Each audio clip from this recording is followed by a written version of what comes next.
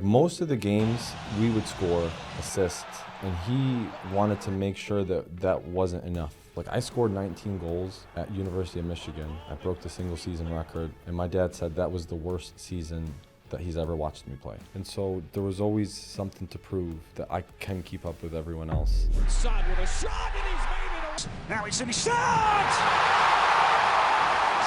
Saad lines it up. Going for goal.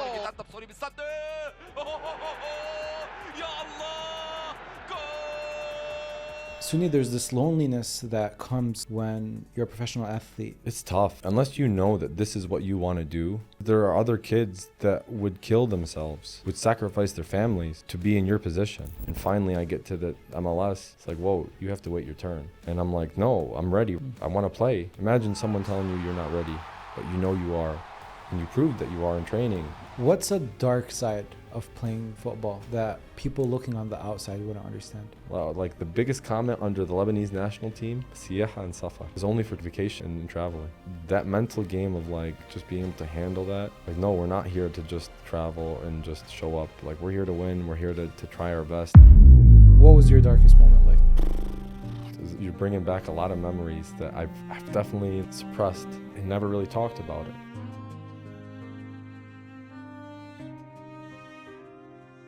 Thank you for taking the time out of your day and giving this podcast a listen. The only way this podcast can ever grow is when you support it. And the free and easy way to support this podcast is to subscribe, like this video, share it with your friends. In this episode, I go on a deep dive with Soony Saad, professional football player, played with the Lebanese national team, played in the MLS, played all over the world. And he opened up on a lot of the challenges and obstacles that he went through during his career. And I personally love talking to professional athletes because I feel like a lot of people's dreams was always to make it pro, especially in sports. But I'll let Soony do the talking.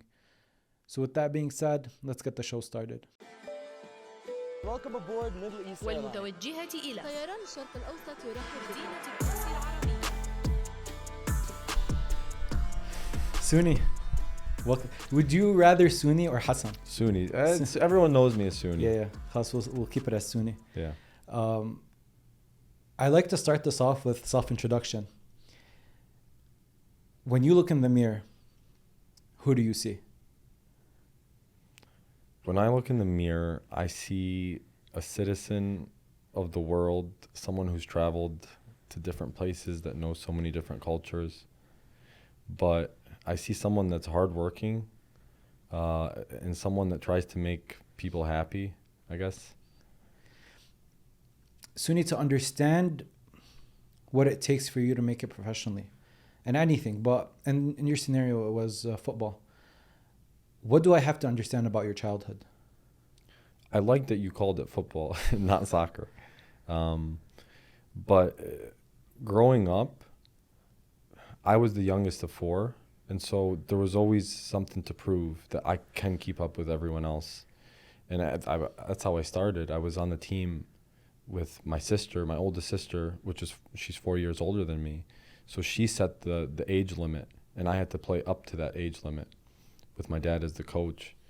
It was always like just constantly trying to prove that I can hang with them, and that not just hang with them, but I can actually do something. And I think that helped me like really just progress physically, mentally, like competing against older kids. So you were on the team with your other sisters, right? Sisters and brother. And your brother. Why do you think football was that important for your dad? So I think my dad saw football as an opportunity to bring the family together, number one. Number two, it wasn't something that a lot of Americans knew about. It was something different. Everyone knew baseball, American football, basketball, but like soccer was just coming on, or football was just coming on the scene. And so to be good at that and to be different from everyone else, I think was the main goal from him. And he had passion for it. I think he was a big Nijmeh fan in Lebanon, and he had a deep understanding, I think, of how the game should be played and watching it. And so he was like really adamant on getting us to be as into it as he was. Do you think sometimes what parents do is they tend to live their dreams through their children, right? And I don't think that's necessarily a bad thing, because maybe the circumstances that they were in just didn't let them pursue that type of career. And whether it's a doctor, when you see parents like really push on their kids, I want you to be a doctor, I want you to be an engineer. Even in sports now, the thing with sports is I feel like it's way more difficult than being a doctor to make it professionally on that high level. Do you think there was some of that? I think there was a little bit of it, but I don't think that was the main reason, was that he wanted to live out his dream with us. I think he wanted the best possible life for us and the best possible start in kind of being different. It's okay to be different from everyone else. It's okay to go against the grain sometimes. And I think he was showing us something different, and he wanted us to excel in something different than everyone else was doing. Was it considered that different at that point? In the 90s, I don't think, like, now there's different programs for soccer. They didn't have that back then. It was just rec, maybe travel. Like, no one really knew about it. So where did you do most of your training? With my dad at home. I never did a private training in my life. I never did a group session or stuff like that until maybe, I wasn't on a team until maybe 10, 11. But like, I was on a rec team with my dad, a travel team, up until we got kind of noticed, maybe around 9, 10 years old. But like, in the beginning, he's the coach. He sets the training. Also, we had training outside of the team training, which is like once or twice a week. But like, I think it wasn't as big as it was as it is now. There's no way we were looked at different with the kids that play soccer. Like everyone in our school, I went to Maples, and everyone played basketball and everyone played American football. Like, no one cared about soccer as much. Did you not want to be like those kids though? To fit in? I think a little part did, but it was cool to be good at something that no one else was good at. Like, everyone wanted us on their team when it was soccer time, and it felt special to be good at something that no one else was good at. Yeah. Now is different. Now, like, there's a lot of kids that actually have knowledge about the game. They play FIFA or they watch, and I think that's a different case right now. Like, in school, a lot of kids play soccer. A lot. Like, you see it here. It's obviously not as bad as it was when you were coming up, but I want to know how was your father's approach to it when it came to you? Like, I saw this. You said it, that his advice to you was, don't pass too much, and shoot with power, right? And it's interesting because I was looking at your highlights before I heard you say that, and I'd see you take these like shots from places that aren't normal. It's like not a normal shot, and they'd go in. I'm like, how did he even think about shooting from there? But then I saw you say that was your father's advice. So on that advice, it was like, we used to do probably like pre-game interviews, mock interviews, and what are you going to do in the game today? It was always something that we would think about and actually talk about. And that was in response to, I think I had played a game the week before, and every time I got it, I passed. So that wasn't, the motto wasn't don't pass the ball, okay? Which is the motto for a lot of Lebanese players. Yeah, and they're just so individual that they dribble too much. Like, that wasn't what the goal of me saying that was. It was to be a little bit more confident in my abilities. And most of the time, like, you have a little bit more time than you think in the game. It's not as fast as you maybe imagine it. So I think that's what he was trying to get me to do. The powerful shots, though, that was something that we always trained on. I want to say, like, we would go to the field. I don't know if it existed when you were around. It was the field on Argyle near Fortson. They turned it into a subdivision now. But there was this big fence, maybe about 4 stories tall, And that fence is the reason why I have the shot I have today. Just constantly hitting the ball at the fence, and it would just stay there as well because you don't have to go chase it. So we just repetition after repetition. And the shooting just came to us. Like when you do something so much, you start to become good at it, and you start to understand what part of the ball to hit, what part of the foot. And so just that repetition of doing that, and then finally the confidence to put it in the game. Before that interview that you saw, it was always like my dad telling me from the kickoff, shoot from the kickoff, because no one expects it.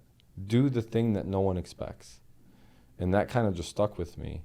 And until like people noticed that I have a good shot, and the coaches started to put me on set pieces. And so like any time it's between 35 yards out, Soony, someone take a touch, shot. And so it kind of just stuck. That's so cool. Yeah. And it gives you a nice highlight reel too. If I can go back, I would say I wish that I kept the ball longer and had more highlights of me dribbling past players. But yeah, like it's that and having the shots that I had. Right. So I'm happy with the shots that I had. Was your dad more of the motivator, or was he like good cop in training or as a coach? Which one? How would you? He was bad cop. He was bad cop. He was bad cop most of the time because, like most of the games, we would score, assist, and he wanted to make sure that wasn't enough, that we had to do more. We had to have a complete performance, and we couldn't just be satisfied with just scoring a goal or winning the game. My mom was more of the good cop, and she was really supportive, like, Habibi, try your best. She was, your father means the best. He means well. He doesn't mean to be that hard on you. And I know my dad wasn't hard on us because he enjoyed to be hard. It's not like, I don't think any parent really likes to yell at their kid or tell their kid like that wasn't good enough. I think it came out of just wanting us to instill into us that you have to do better. There's always something that you can do that's to be better. And that's really, really helpful when, you're trying to elevate your game after you score a bunch of goals. Like I scored 19 goals at University of Michigan in my freshman season. I broke the single season record. The record probably still stands today. I was All-American. And my dad said that was the worst season that he's ever watched me play. And I kind of believe him in a sense because I think there's other parts of the game that I could have done better in. And yeah, but it's good to have that. It really is. A lot of parents, like we coach now, and we see parents that are like, oh, my kid's the best. Oh, my kid's more advanced. And like, we don't want to be hearing that. We want you to tell your kid the truth, Yeah. Because that's what's going to make him or her a better player. But like you say that after now you can look back and be like, yeah, I probably could have done stuff that was better. But when you're making headlines, when you break records, in that moment, are you thinking, yeah, he's probably right, this is my worst season ever? No, but you're not thinking that that's my worst season ever. But for me, I'm thinking, okay, like, what's he talking about? What do I need to do that's different? And can I actually apply that? Like, is it just him watching the game and trying to nitpick at things? Or is it like actual things that I can do in the game that could change? And like when I look back at it, I think there were things in the game that I could have done a lot better. I could have made different decisions at times and still have gotten the same result of goals at the end. So like, I think you're right in a sense because like at the time, like you did everything right. You're making headlines, but people don't really see the other parts of the game that he sees because he's your parent. He sees you as different than anyone else, and he knows what you're capable of. And if he knows that you're like, he knew I'm capable of listening and changing some things. So that's what he was expecting and hoping that I would maybe take what he said and apply that. Did it get increasingly more, did the bad cop become more bad as you progressed in your career? Because there's a difference between maybe you're still starting off early and you're like, Baba, I don't really want to do this, or he feels like you're not 100% committed. Maybe then he would tone it down. But as you progress and as the potential starts getting higher and higher, and you break this record and you perform well, and now the trajectory is looking like, oh, Soony's going professional, does the pressure become even more from him? Like, you really can't mess this up.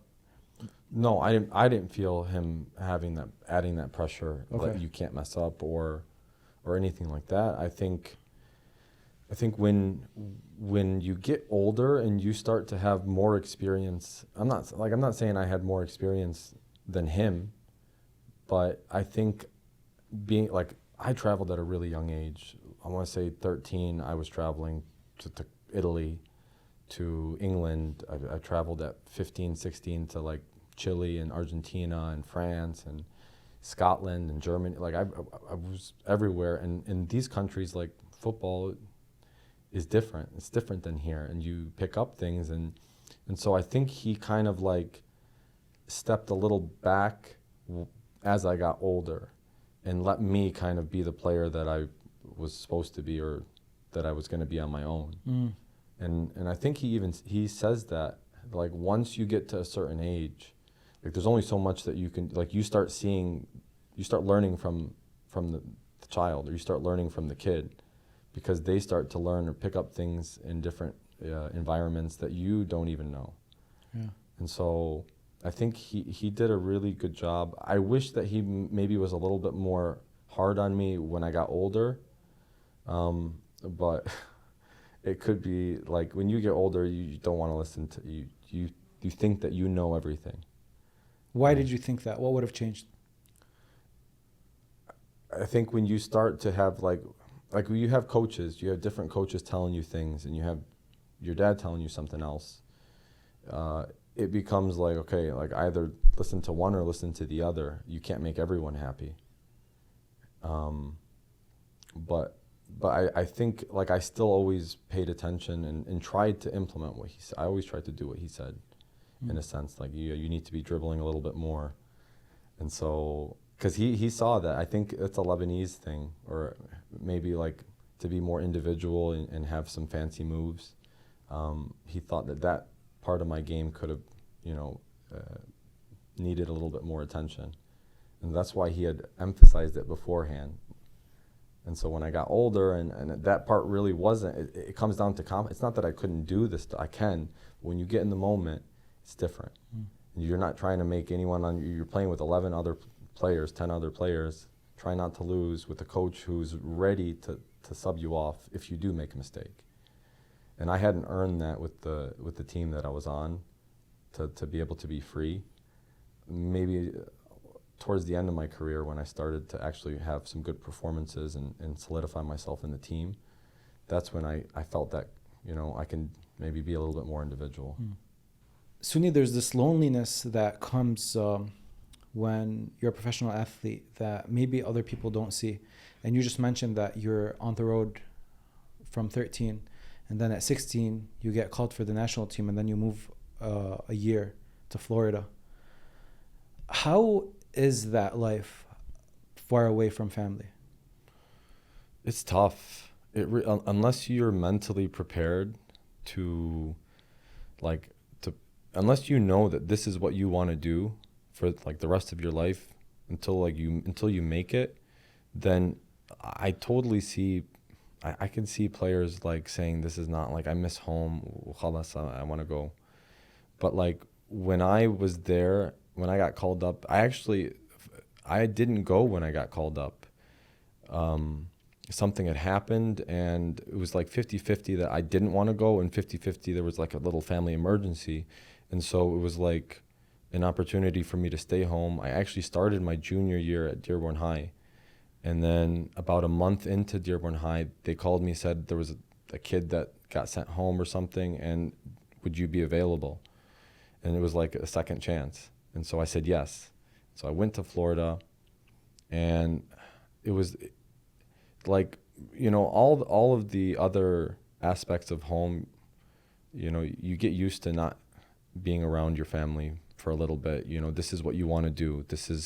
You want to be a professional, and you have to wake up. Masalan, we woke up 8 a.m., go to the gym, finish the gym, go to the field.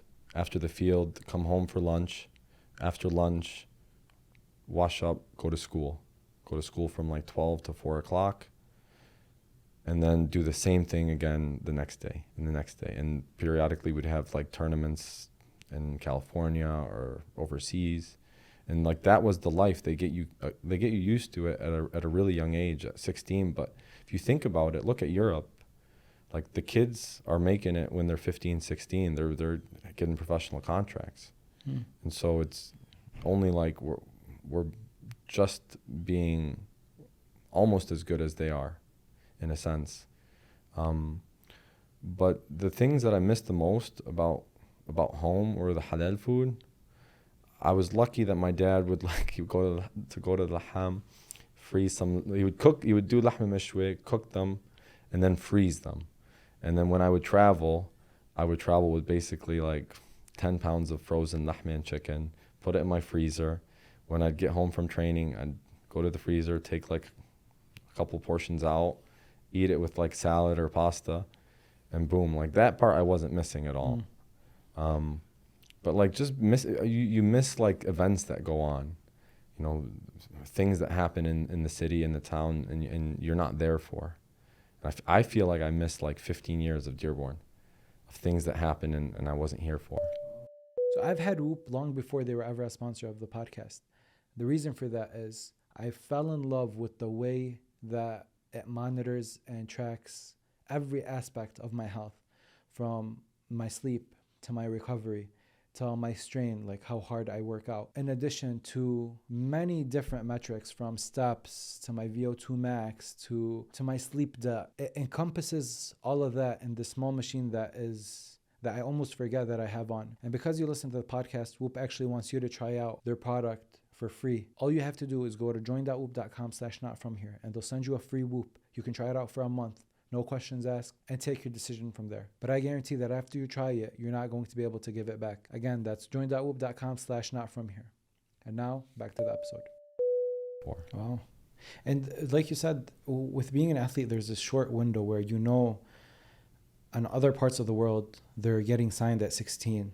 And now it's not like you're in a rush, but there's an urgency there. You can't take 3 gap years and then come back and be like, now I want to do soccer or football. But you just have to be there and you have to give your best because this is your only shot. Because there are other kids that would kill themselves, would sacrifice their families to be in your position. Like everyone wants to be a professional, but what would you do to be a professional? And like there were a lot of sacrifices that I made. I didn't go to one school dance. I missed so many friend gatherings over the weekends. You just told me before we started that this was your first Eid. This was like one of the first Eids that I've been at home with my family in a long time. I think I spent the Eid in Malaysia, I spent it in Jordan, I spent it in Lebanon, I spent it in Korea. And like finally I get to be home during the Eid, and it was something special. So those are the stuff that you really miss out on when you're there. Yeah, but I guess. But even at 16, like it's young. Like I'm trying to remember me at 13, 14, 15, 16. Like being with family was integral to my growth, and at that time, you were away from family. So I'm just trying to think of how that time would shape who Soony is today.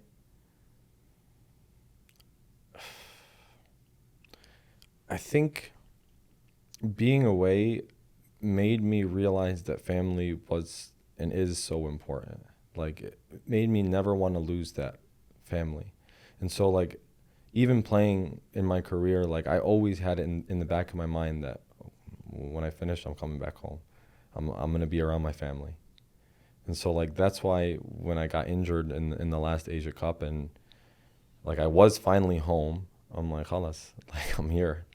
Like this is it. I'm I'm at the end of my career, and I'm ready to finally move on, to be close to family, and to maybe start to build something here in Dearborn, which is something that I hadn't thought about since I was 16. Yeah, I guess one thing that would be an upside is you cherish the moments with your family more during that time. Like I heard that when you were going to Kansas City, your mom and your sister came with you and they learned you how to do tabakh. They did. They drove up the car. So I didn't have a car when I signed professional. And you think that when you sign pro that you sign big contracts with like I was on the league minimum when I had signed. And so like my mom helped me out with a car. She got me a green Honda CRV 2004. It was a green machine, man. I called it the green machine. But like my sister and my mom came up from Michigan. They brought a bunch of lahma in a cooler, I think. They brought some other things. They showed me and they said, "Here's your car." I'm like, "Thank you." Like those moments, those like help keep you strong to know that your family is there. Mm. It's like even when the going gets tough, even if you're not training well or you're not being a part of the team in games, like okay, khalas, like I still have my family here. My family's going to support me. And like if it doesn't work out in this team, there's always another team. Mm. What is the process like to getting signed professionally in the MLS? How does that happen? Man, the landscape has changed so much since it was my time to be into the MLS. I'll rewind it back to when I was 17. I had an offer to play in Germany for Mainz. Thomas Tuchel was the coach at the time, and I actually got invited to their preseason. I played in a game with them, and they offered me a contract. But it was between University of Michigan, full ride scholarship, play with Hamoudi, my brother, or that contract in Germany, which was a 3-year contract. It was maybe 3,000 euros a month. As an 18-year-old, that's good. As a 17-year-old, that's really good. But my dad's like, if it's not a big contract, just get your education and still play, and you still can make it pro. And so I made that decision at that age, and I kind of followed, what my family had thought. And it turned out to be, something good, because that season I did really well. And I said, like, when I did well in that season, I got called up to the under-20 national team, the U.S. team. And in my debut, I scored against Canada. And at that point, I was like, khalas, like, I'm not going back to college. Like, I'm ready to play pro. At this moment, I'm ready to play. And so I went back to Germany, and the offer wasn't there. Because in soccer, or in football, like, sometimes things don't come twice. And especially in the window, in the winter window, they're looking for reinforcements. They're looking for things to help their team, to patch up spots. In the summer window, they're looking for new projects. And so I missed that summer window, and I went in the winter, and they didn't need a reinforcement. And so I bounced around. I went to Norway. I went to Denmark on trials and stuff like that. I was still 18. And normally you have a 4-year college career, you get drafted into the MLS, or sometimes you play 3 years and you declare that you go to the MLS, you sign an Adidas contract. I wasn't offered an Adidas contract. That kind of was a chip on my shoulder, because all the kids had like 10 goals or 9 goals, and they were getting Generation Adidas contracts. I scored 19. I'm leading the country. No one even thought to ask me. Why do you think that? I don't know. I think at that time, Akron, who won the College Cup that year, had like 9 players go Generation Adidas. Also, there's agents involved that have connections with the league, and so my agent at that time was someone who had their mind on Germany. Like, we thought, we're going Europe. We want to go Europe, because honestly, if you had to choose MLS or Europe or Germany, you would choose Europe in a heartbeat. And so I think that's also why they were like, nah, he's not with one of the big agents. Why would we even bother? Until June. I think it was June or something, where my current agent was like, okay, what about MLS? And I'm like, sure. So 5 teams were interested in signing me. And it was like a lottery where teams put their name in a hat and one team chooses. And Sporting Kansas City was the team. I think Colorado, Chivas USA, when Chivas doesn't exist anymore. New England Revolution was on there, and maybe the Columbus Crew. And so Kansas City was the team that picked me up. I go there. I was killing it in training. I'm telling you, like goals. And I was still 18. And then on my 19th birthday that summer, I scored on my debut as a substitute. Super lucky goal. Like, Yanni, I'm telling you, the defender cleared the ball. I stuck my foot out, and it hits my foot over the keeper. I'll show you the video afterwards. Yeah. It's funny.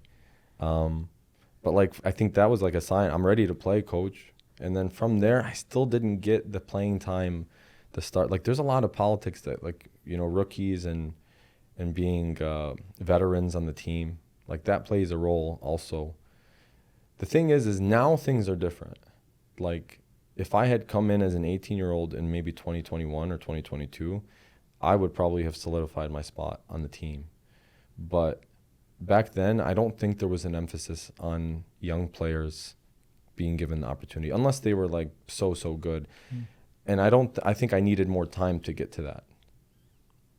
Do you kind of look back right now and be like, I wish I skipped on Michigan and went on that? I always play that scenario in my head.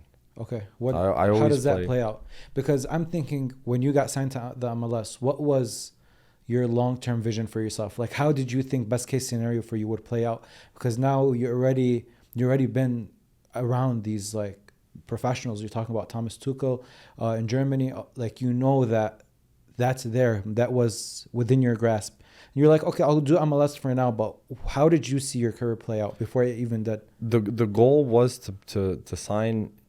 You know, it was a 4-year contract or a 3-year, 4 years with 3 years with one option.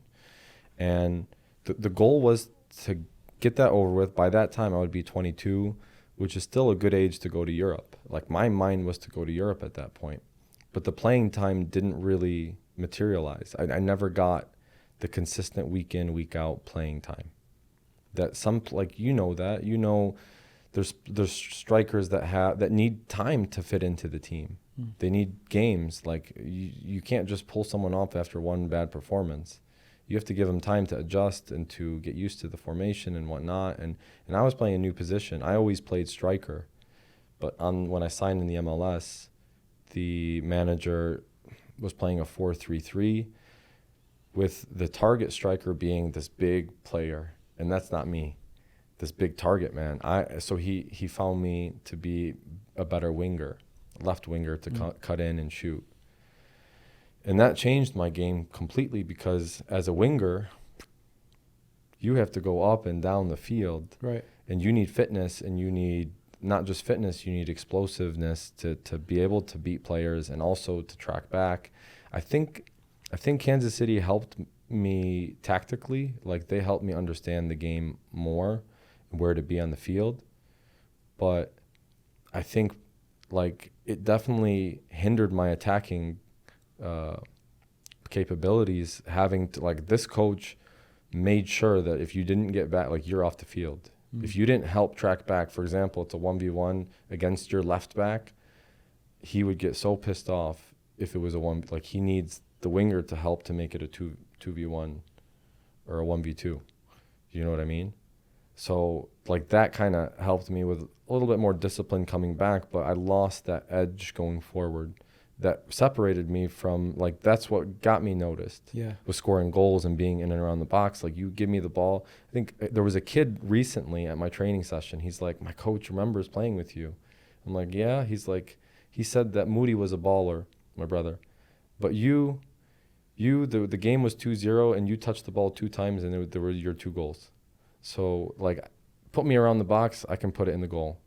But, like, anywhere else, I had to pick that up when I played. That was probably disappointing, though, for you, because you know where your potential could be if you're in the right position.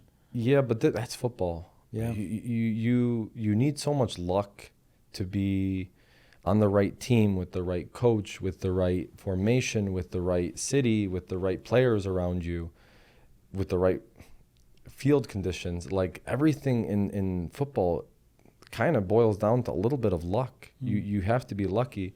And I wasn't so lucky with those parts of the game, but the cool thing about football is that if you are not striving in an environment, there's plenty of different teams or different places that you could.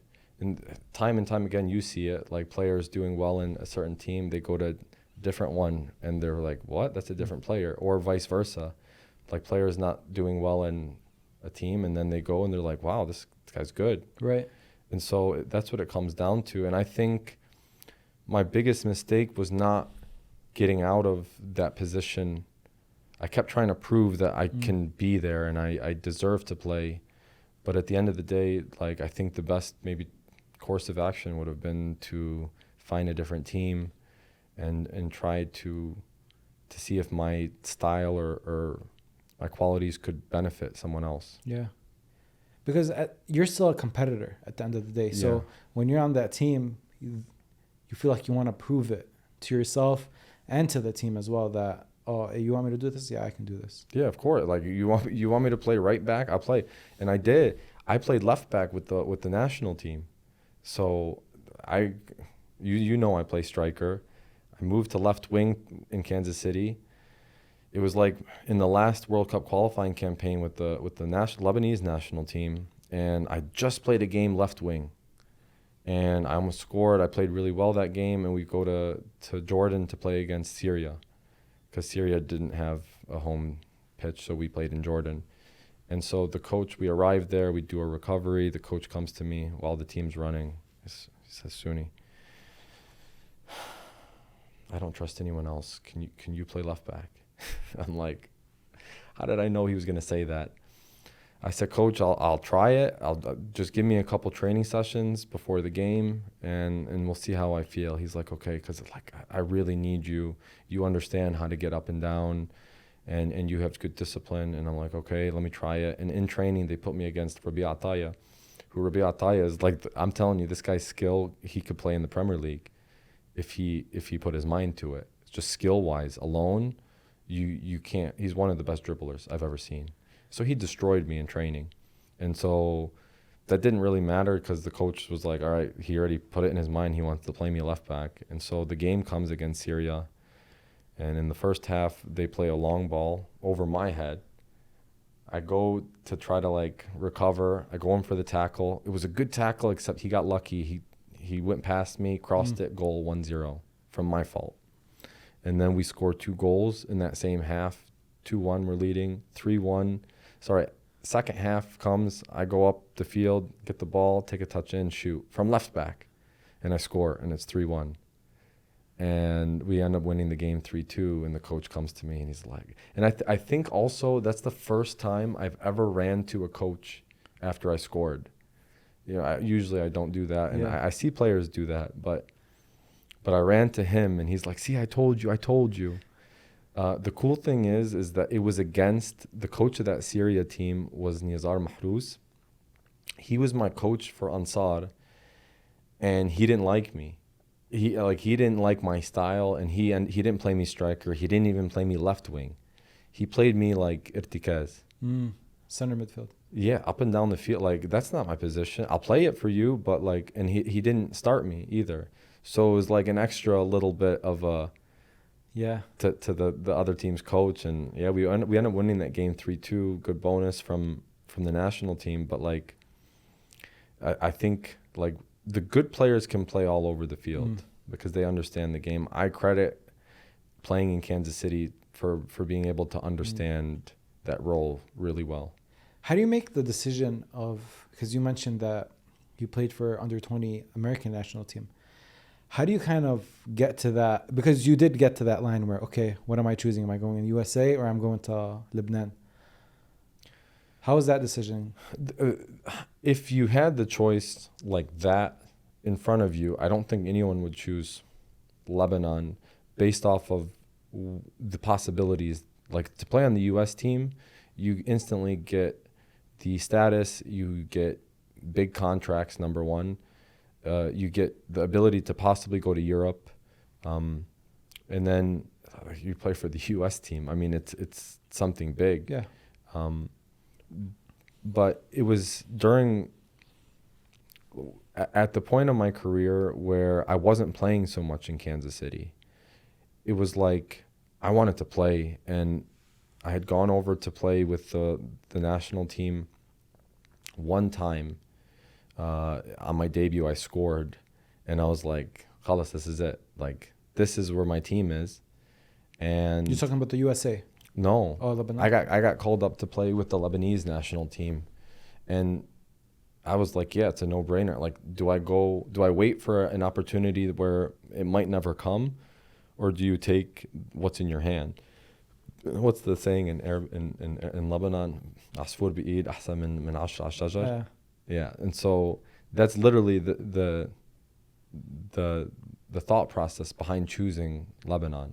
It's because it's in my hand. They're calling me. They want me. They're paying for everything, and it's an opportunity to play. There was a German coach at the time, Theo Booker, and he wanted me. He started me instantly. I scored on my debut, and that like gave me the confidence that, hey, like, you're not playing in Kansas City, but you still have the quality to be able to play anywhere. You could score on the international stage. And I was like finally I felt like a sense of like worth as a player. Like, I have the ability now to go, like, because when you play for a national team, options open up everywhere. And that's actually how I went to Thailand. I scored against the Thai national team, and then like a couple months later, a couple agents from Thailand, "Hey, you want to come Thailand?" And I was like, sure. Like, they were paying. It was a lot more than what I was making in the MLS. And as a foreigner there, because do you know that the passport, like the Lebanese passport, gives you Asian player status? Oh, really? Yeah. I mean, it's in Asia. So yeah, it is. But do you know that their teams, the leagues, they have rules for how many foreigners you can bring. So you weren't a foreigner? So I was a foreigner, but they let you bring 3 foreign players, 1 Asian player, 1 ASEAN player.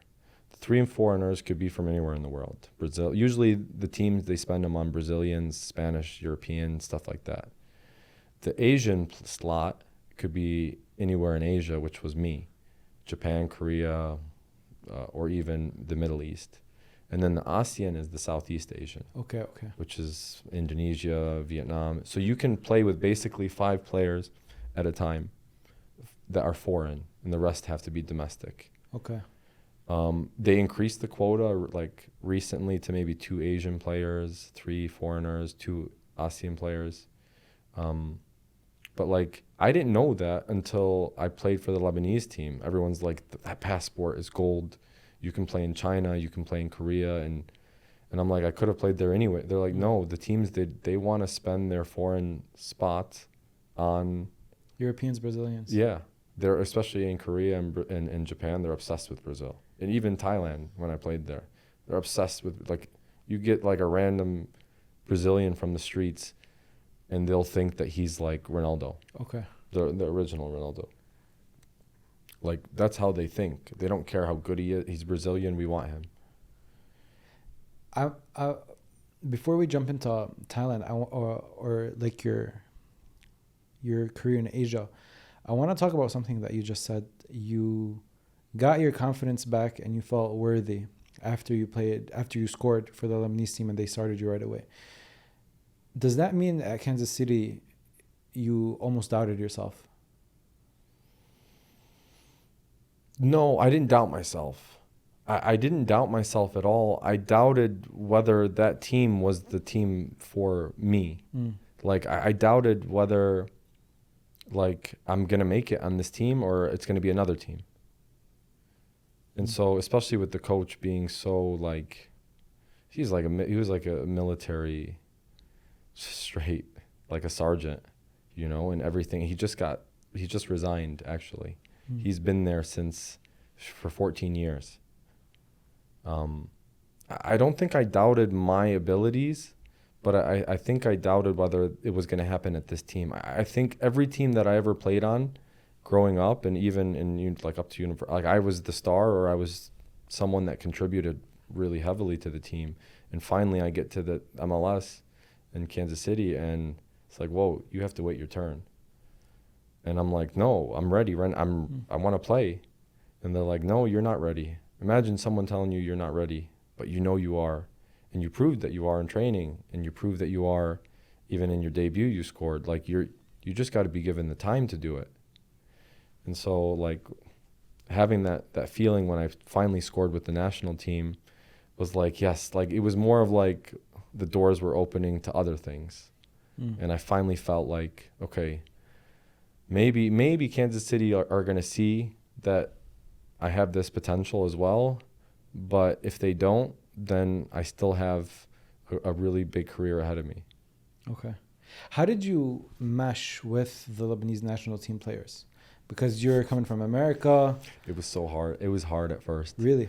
It was hard because I didn't speak Arabic. At all? Like I knew a little bit, but super embarrassed to talk. And they have like different lingo and, Lebanese style. Like they like to joke and they like to catch you, when you speak. And so like I never had the confidence I would always kind of stay with the foreign players or the players that played outside. There was 2 or 3 when I first got called up.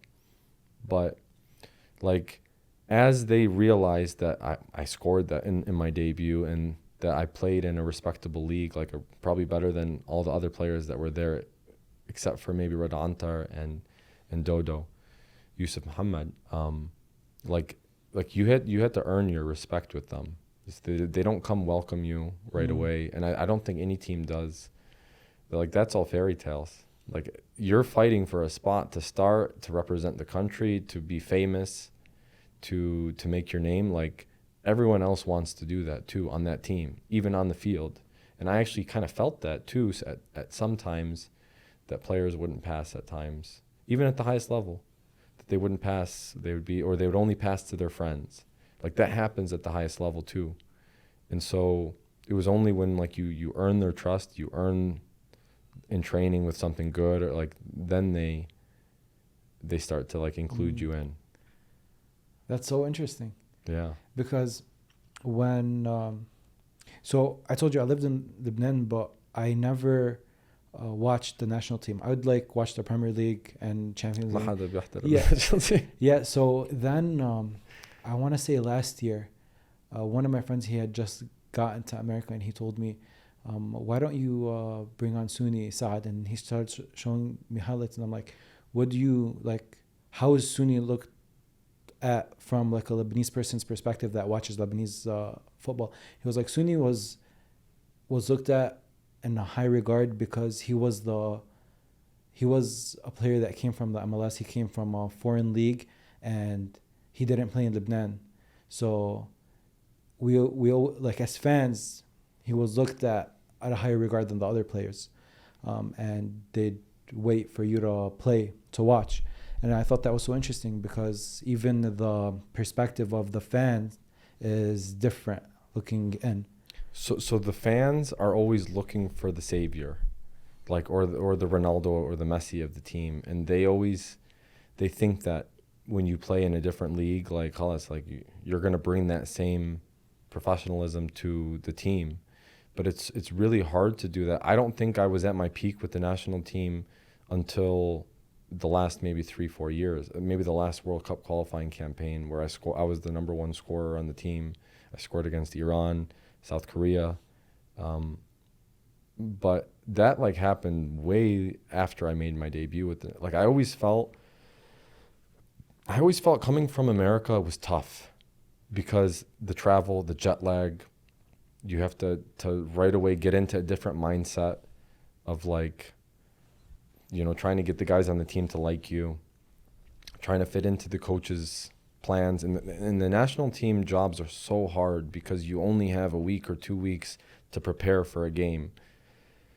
And the coach has to make these decisions. And it's like he sticks with them and that's it until the next 2-3 months. And so like I'd always feel like I wasn't 100% with them. Like I'm jet lagged or something. Like it wasn't until I finally moved overseas and I played in Thailand, or even I played in Jordan, where I was like close to Lebanon, where the travel wasn't so big, and I'd get off the plane, join up the national team, and I'm ready. I don't need time to adjust or anything. And so that, like, it's really hard to come from a different place. And I think fans don't really realize that. Like, even there's players now that come from Mexico, or they came from South America, and I don't think the fans know how much the travel plays a role, as well as like these guys are speaking Spanish 24/7, and they come into the Lebanese bus and they're like playing Arabic music and like they're joking, and everyone's like giving sahsuhs and stuff, and like it's a shock. Yeah. And then you get then you get on the field. And it's also like a shock too, because the mentality of the players are different. Like, there's not that accountability where, like, if someone goes past you, or if your team loses, like, like you get punished for it. Like, there's not that. Like, I think what fans remember me with the national team is that I was like super professional. Is that I would do my job. I'd always come back on defense. I'd always be, I'd always make the proper pass when I needed to. And I think fans, like, they only get like 50% of the game. Nothing against them, but it's just, that's the reality. Like, there's so much more to playing than just what's on the field. Other than that, in Lebanon, what's kind of like the aftertaste that it gave you about your home country? Pride, immense amount of pride. I remember going to Rausche. It was like early when I got called up to the national team, we would have our camps in Beirut, and we would stay in Rausche at the Lancaster or near Ramada. And I would go to the Rausche Rock, and I'd look and I'd be like I'm from here. Like, yeah. Like my dad's from this country. Because you didn't have that relationship with Lebanon before. I went when I was 2. Maybe we were living here, we lived in Lebanon for maybe 7-8 months when I was 2, but I don't remember anything. And I don't think we never went back until I played with the national team about 16, 17 years later. Oh, wow. And so, like, yeah, I don't remember anything. There was not that attachment to Lebanon at all. I mean, yeah, we always wanted to visit. All our friends would go for the summer to Lebanon, but it wasn't like something that we felt like we needed to do. And then when I finally get there and I see it for myself, and I'm here, and I realize that, like, these trips can be regular, and I start to understand, like, this place is so beautiful. The culture is amazing. The people, everything about Lebanon is different than here. And you start to say, wow, like, it's special. It's really special. And it's even more special that my dad's from here. Like, this is, like, my blood is Lebanese. And so, like, it's just, it's a really proud moment, I would say. Did you have family there? I have my grandmother. She's there. When I originally went there, when I went back, like when I went for my first time as a player, both my grandparents were there. Allah yarhamah, my jiddo passed away. My aunts, I have aunts and uncles there, cousins. They all like kind of like looked at me as a celebrity that I'm coming to play with the national team and stuff like that.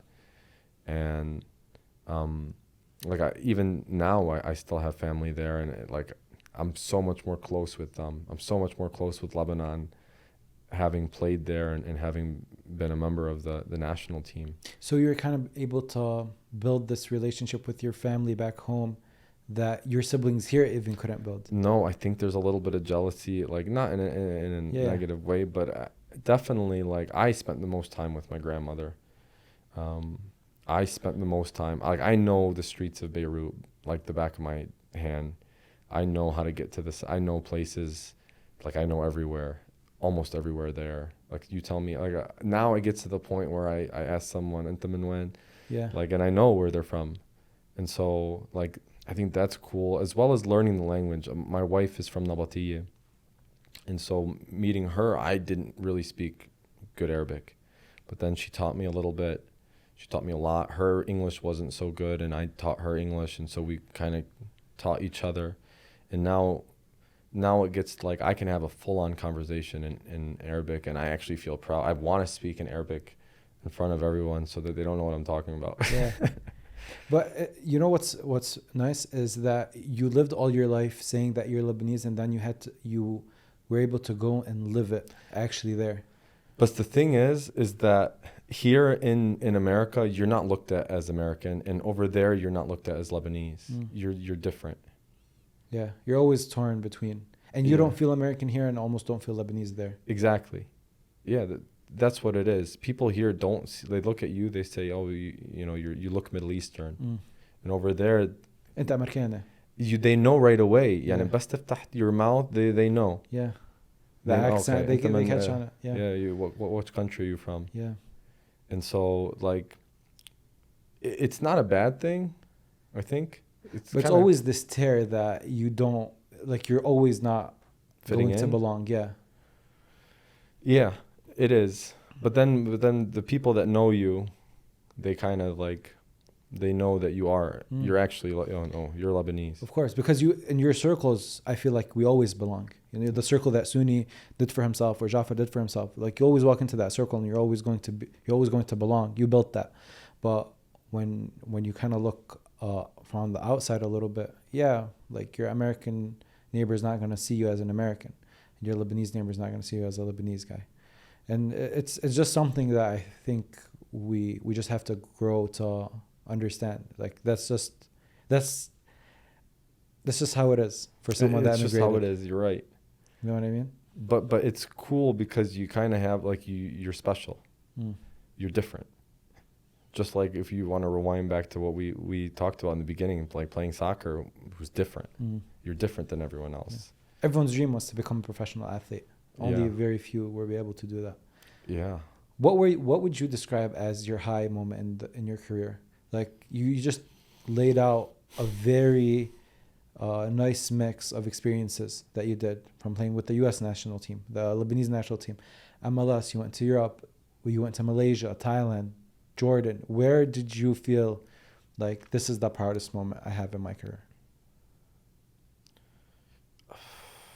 I think the proudest moments of my career they have to be scoring with the national team, like scoring in big games with the national team. I think like the three moments that stuck out.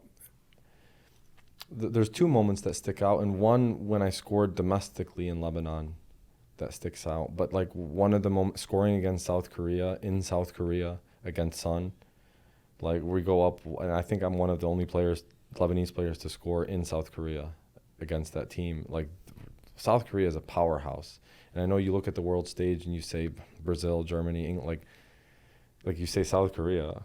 No, like South Korea on the field, and Iran on the field. Like, I'm telling you, there are different levels than, like, every player there has the ability to play in Europe.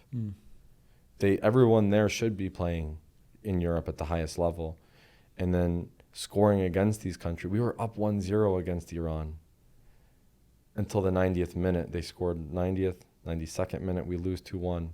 But just scoring that goal, like, against a big team, giving the hope to, like, we were so close to qualifying for the World Cup. That was really proud, because, like, it's bigger than a club. It's the country. Like, you're making everyone is proud to be Lebanese. Even if you didn't win that game, you scored against Korea. You put the South Koreans on their heels.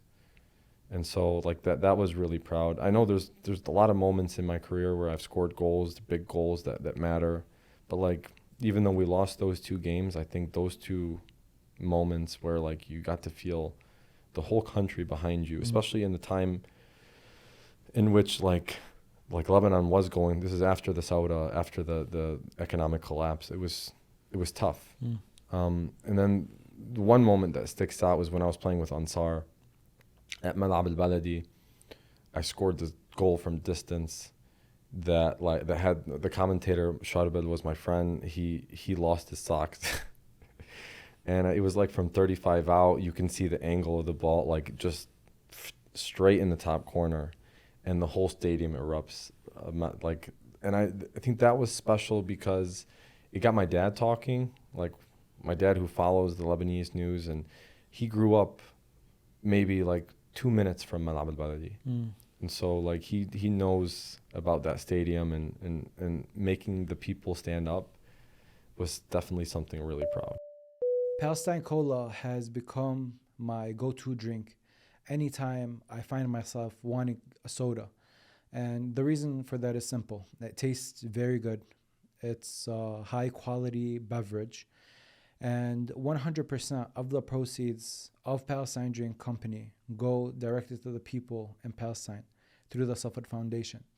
And with everything that's happening around the world, and especially in the Middle East, you understand how important a company like Palestine Drinks is when it comes to the greater good of the Palestinian community in Palestine. I just simply can't recommend this drink enough. And now, back to the episode.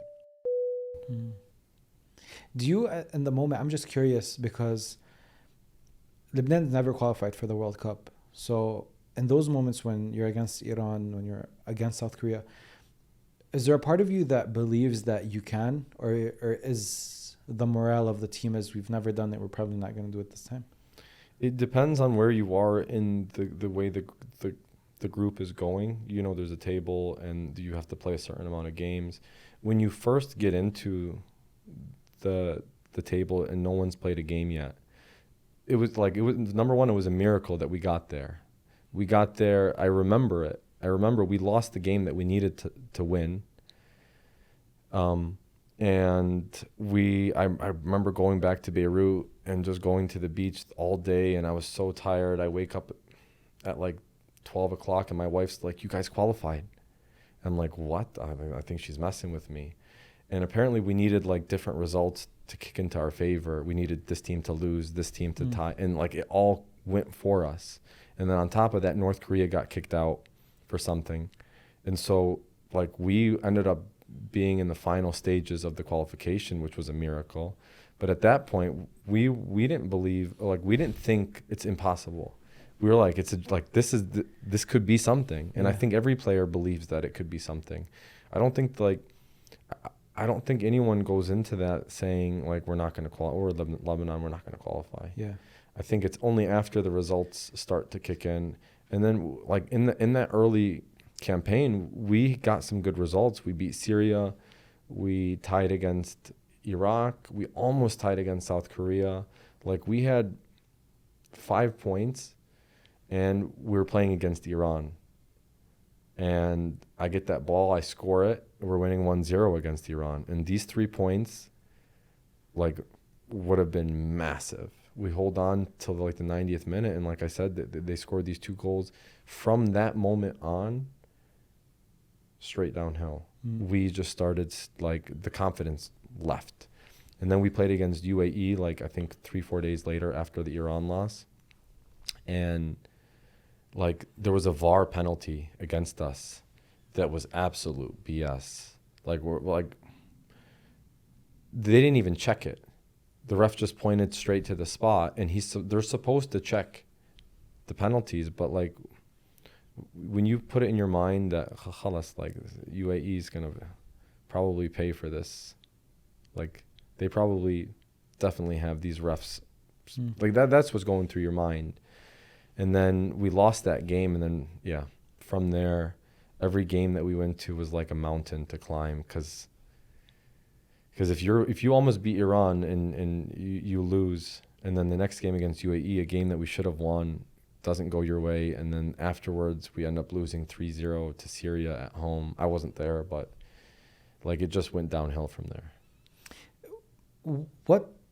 What happens, like, because you'd think that you're 1-0 up against Iran, you're supposed to play defense, and we did like make sure, like, park the bus. We parked it. We parked the so bus. What happens? Like I'm always curious about like the 2 quick goals in the 90th minute. Like how do those go? It comes to lapse of concentration and just mistakes. Like, Is it overexcitement? Maybe like does that happen? Like we're excited, we're about to, like you almost take it for granted. Like, خلاص, we're in the 90th minute, we're about to win. no, it comes down to certain individuals on the field not being able to do their job.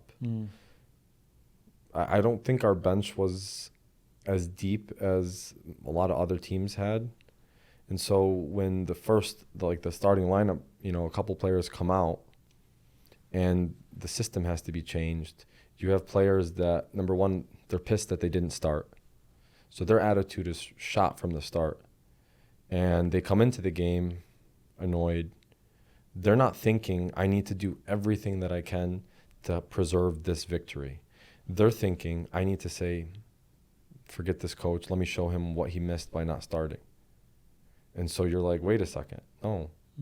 Like, we're on the verge of 3 points. 3 points is the most important thing. And they're thinking, nah, I got to prove to this coach that I should have started. Yeah. And so you have one mistake that leads to another mistake, or one turnover that simply, like, if you just kicked the ball and said, all right, we're going to park the bus. Instead, you try to dribble, that you get picked. Other players are out of position. It's like a domino effect. Okay. And then on the goal that they tied, there was a clearance where I want to blame the field. The field wasn't good. Okay. And inside, like, honestly, we joke about it. We say that's mal'ab batata, because, like, there's just a bunch of holes in it. And, like, I think the ball got passed. It popped up as the guy was trying to clear it. It hit his shin, falls right to the Iranian player. First time finish, goal. And so you're like, okay, let's hold on to it. Let's hold on to a point at home. But then the concentration's gone. And you start, it's like I said, it's a domino effect. Yeah, and it's a bump up in confidence for them. We scored. Absolutely, yeah. And they're like the powerhouse. In Asia, for people that don't know, Iran, South Korea, Japan, these countries that always make the World Cup, when they play in qualifying, it's like Brazil against Cuba. That's how it is. And like, we are the minnows trying to hold our ground and try to do something special. But, like, at the end of it, we're trying not to lose 5-6-0. Yeah. So, yeah, it's tough. And I think from that game, from the Iran game, it went down.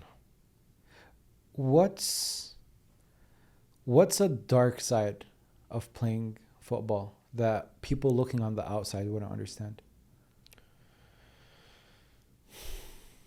People don't realize the sacrifice that you make in your everyday life when it comes to, like, eating well, sleeping well,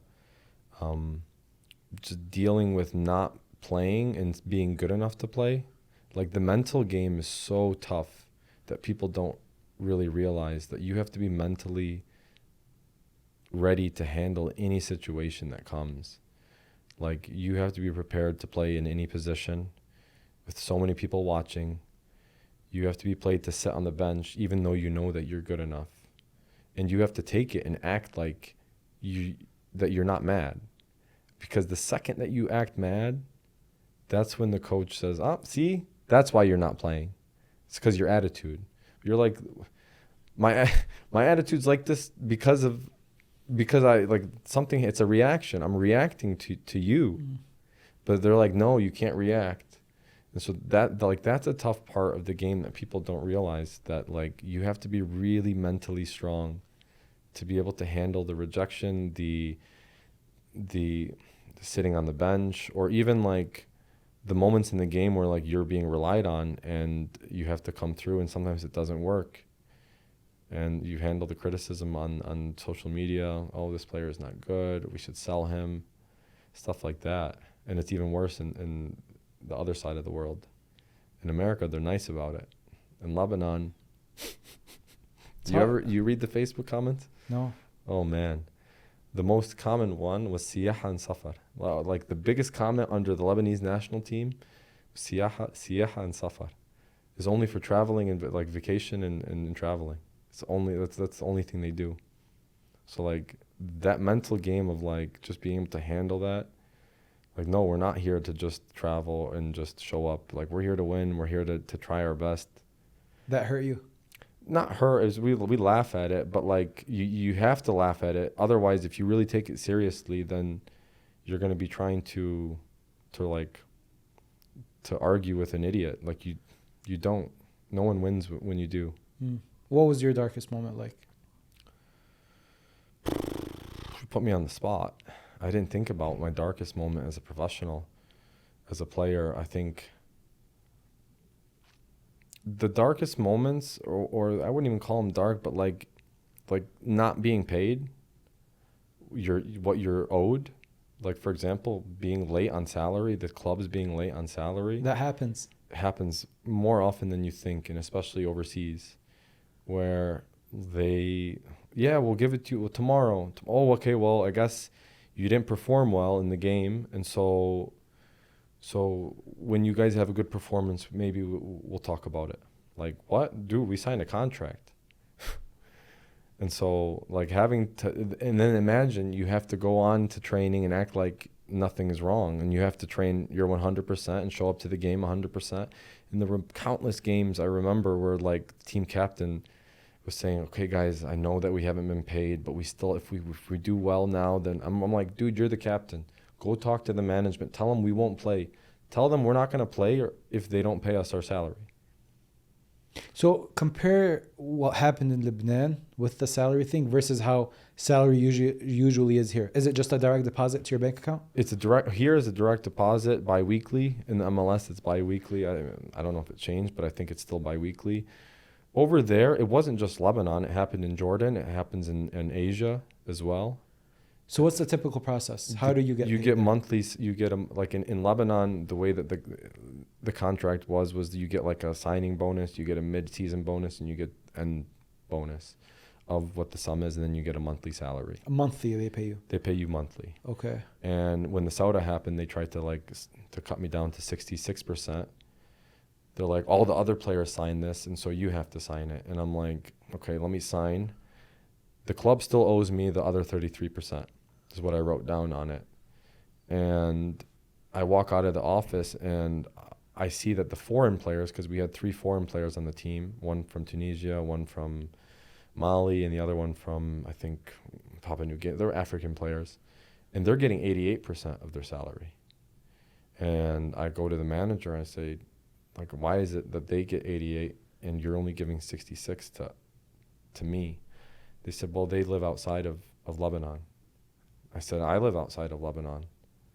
They're like, okay, well, you're going to have to talk to the president. For what?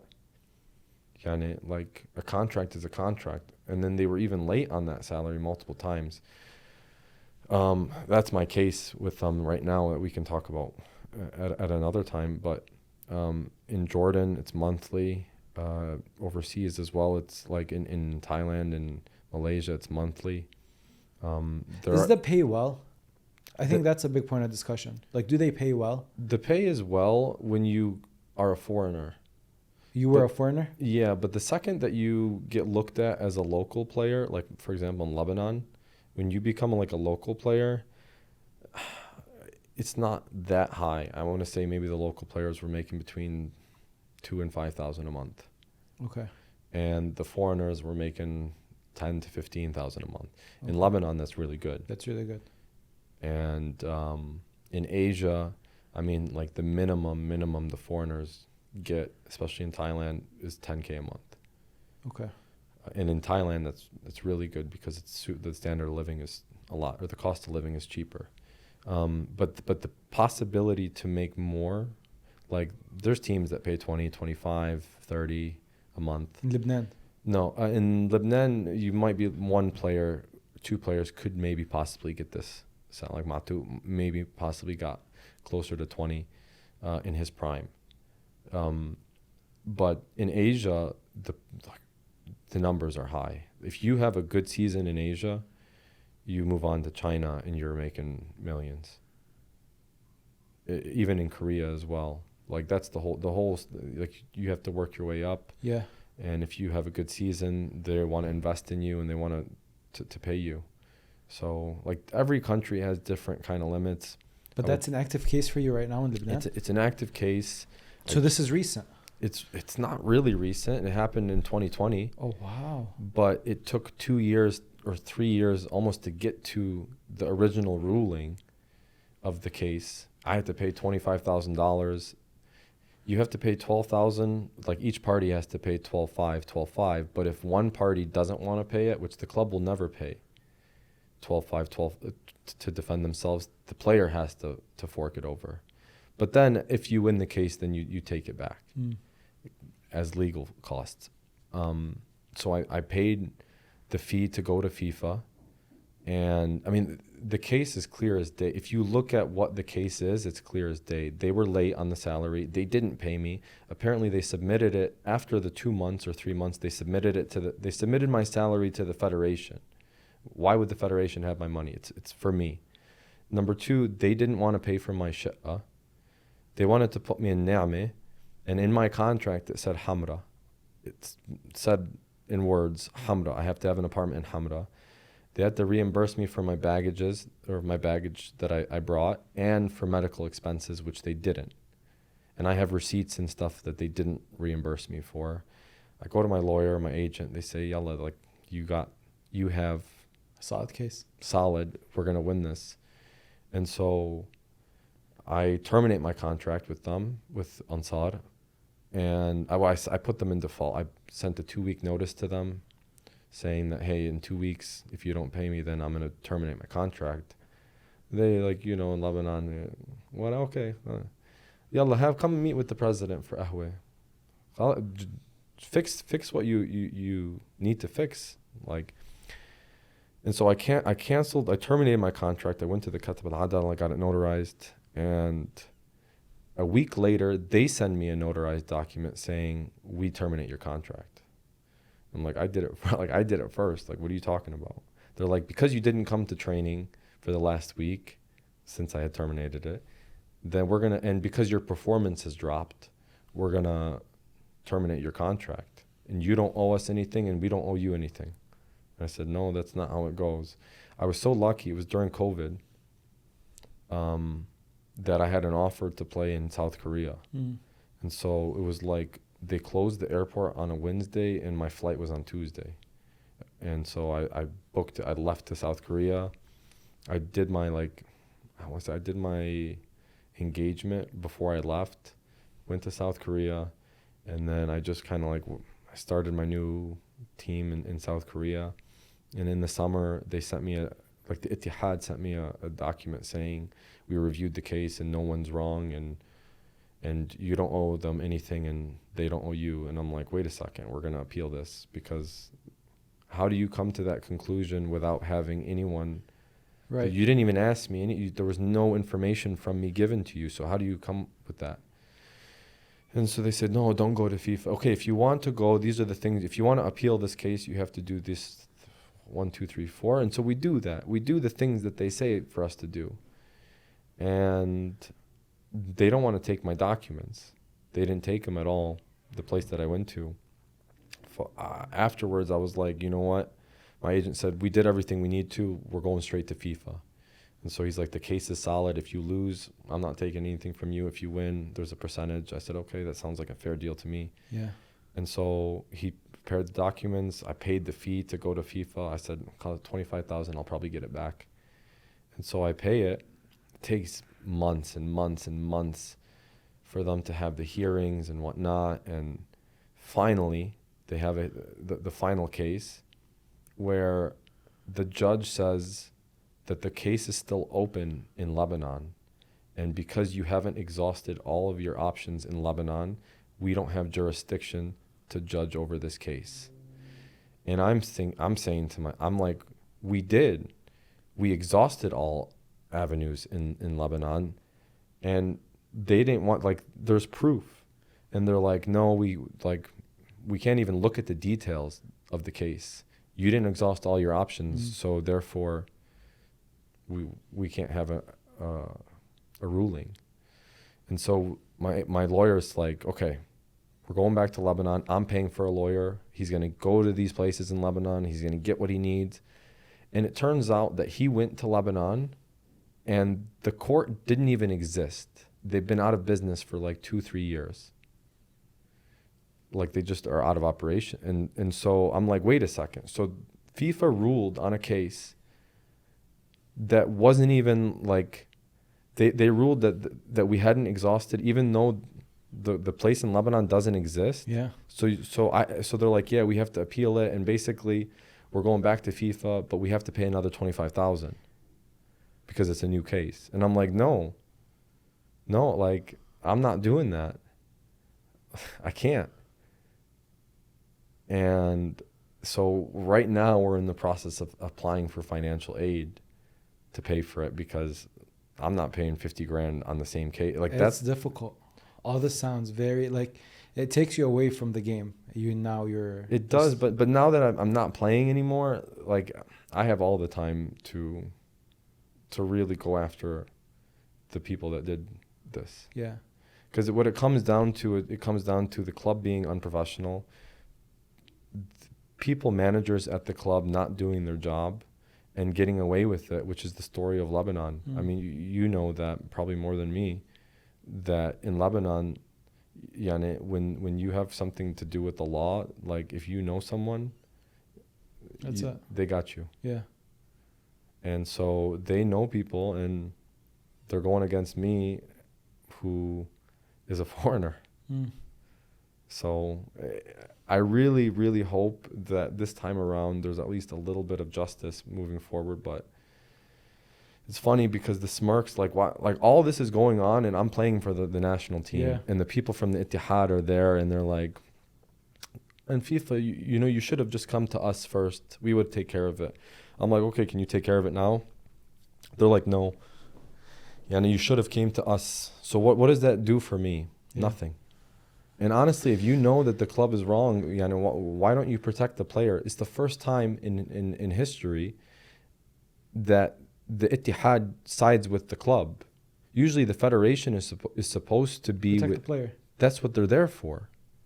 And so they're siding with the clubs on this, and it's because the loophole is that I'm a Lebanese player. I have a Lebanese passport. And so I am held to there are different rules for Lebanese passport players and foreign passport. Lebanese passport players have to exhaust all avenues in Lebanon. And foreign players can go straight to FIFA. And so, like, it's frustrating. Yeah. I'm telling you, and in describing it, it brings back memories. I know it's a good story, but it's been really hell trying to deal with that. Especially because it's over 150K that they owe, plus interest, plus legal fees. It's a significant amount. So. Wow. I always was told from my dad, just forget about it. Don't worry about it. And then the cherry on top is that when I did play in my first season, most of my money in Lebanon was a check that went straight to my Lebanese account. It's in dollar. It's a dollar account. But you know where that account is now. It still exists. But can you do anything with the money in the bank in Lebanon? So it's stuck there. Maybe for vacation. Yeah. I think the last time I was there in August, I know someone at the bank, because there's a player that works there, and so they were able to like hook me up a little bit, but like it's a drop in the bucket of what. Like, you go to a bank, you want your money. Yeah. It's your money. You worked hard, and you just like talked about sacrifices that you've been through, that you've gone through. Like, people don't understand what it takes to be on that high level, and then you get to the high level and you play and you give your best. And maybe people don't look at athletes with sympathy because they're like, he has all the money, they have fame. They do what everyone else dreams of playing in front of people and scoring and people, and you have fans, and all that goes away like that. And it's People don't see the background of what it takes and like what is going on behind the scenes. They don't know what it takes. They don't know what we deal with in an everyday, like in our everyday lives. They don't know. You're not allowed to. You're not allowed to feel with players because, or the players are not also allowed to feel sad. Like that's how it looks like. And the story that's common is they're famous and they make a lot of money, so they have to handle what comes with that. But at the end of the day, you're still a person, and then you're still going through these very difficult situations that you need other people. You need a shoulder to cry on. You need support. Which is why that family, like I'm very thankful and lucky that my family was like kind of put that into me early on, and that stuck, and that was really good, having that family to talk to be around when I would have my off season, like to recharge my batteries. It's so important, and I don't know what I would do if I didn't come home during my like off season. I don't know what. It'd be never ending. It'd be just like the season just continues, and like after each season, it's so important to just recharge, reset, focus for the next one. Yeah, it's just, you're bringing back a lot of memories that I've definitely like suppressed playing and never really talked about it. Do you have any regrets about your career when you look at it as a whole?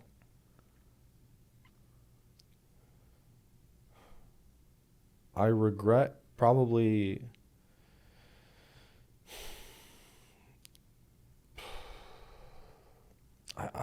I don't really regret like the decisions that I made, like the places that I went to. Like for example, leaving Kansas City the first time opened gates because I went to Thailand. It opened gates. It brought my value up, and I went back to Kansas City after my 2 years, which was a mistake. I think that's the regret that I have, is I finished my contract in the MLS. I went because I scored against Thailand. I signed a 2-year contract in Thailand, and when I did really well in my second season, I was like, I'm coming back to Kansas City. Like I got my value worth. I think they can see that. And then when I got back to that same team with the same coach, it was the same scenario. And it was even harder to prove it that I should be a starter. And so that could have been, because from there, I went to a team in Indiana. I went to Lebanon to play, and then from the Lebanon, the whole mess of Ansar and the contract. But I think that's probably the only regret that I have decision-wise that I made. Like there's things that I wish I did on the field, a little bit more of, dribbling a little bit more, taking a shot here and there. But like I don't think I have too many regrets. Maybe in saving my like investing my money a little bit more. Okay. Soony, there's like with basketball, for example, the big goal is getting to the NBA. And when you have a career that's not that, people tend to maybe look down on it. With football, it's maybe Prem, Bundesliga, La Liga, and it's like playing in Europe. Do you ever have that? Do you ever think about maybe people would look down on my career because I never made it to that top flight, best leagues in the world? No, I don't think like that. Okay. I think I had, and I always kind of didn't really pay attention to the success that I had growing up, but I think I had a really, if not the most successful youth career in America. I won everything. I won the Gatorade Player of the Year of the whole country, which is like it's a trophy that LeBron James won as a basketball player. Okay. There's other players on that trophy. I have it at home. It's a big one. I went to University of Michigan. I broke the record there. I broke the high school record here. Like, I had a really good youth career, and like I made it to where I wanted to go. I wanted to play professional. I wanted to play for my national team or a national team, and I ended up playing for the one that really matters. And like, not playing in Europe or not playing in these high league, like the Champions League, of course I wish I could have played, for Liverpool. That's a dream, but like, you need so much luck to do that. And I'm okay with not having that luck. And I think if I had maybe signed that contract in Germany, things could be different. But like, there's so many players out there, so many players that don't make it, that don't even get half of what I got. It's the bulk of the players that don't make it. Someone did a statistic, and I don't want to say it wrong, but this like 0.002% or something like that of all players in the world play professional. Wow. And of that 0.002, there's like even a smaller percentage that go on to play in a top league. And of that, there's a percentage that play on a national team in a World Cup or in a World Cup. And so like, just where I went in my career and where I played, and like, I think I'm really proud of what I did. There's obviously things that I could have done more, or possibly heights that I could have got to if I had made different decisions, but that's life. Can I ask you a question?